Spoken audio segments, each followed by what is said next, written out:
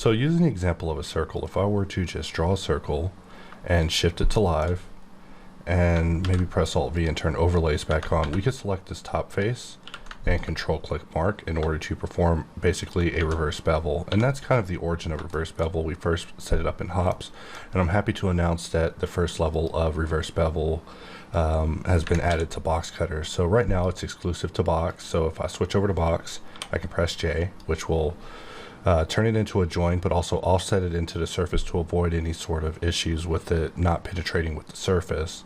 So now if we press B, we are beveling, and if we press Q, we are Q beveling. Normally you can press the hotkey of Shift F to flip a shape vertically.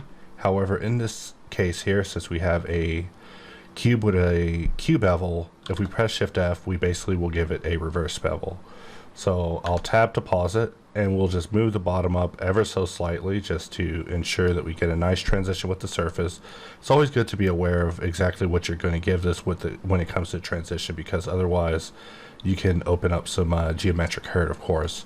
So let's click, and we now have this piece down. So I'll just turn on snapping, and we'll jump off this point holding Alt and bring down this piece on the inside, press B to bevel.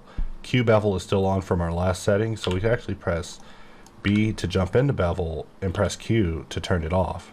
So now it's basically good to go. We can press spacebar, and that is how you would perform a reverse bevel inside of Boxcutter.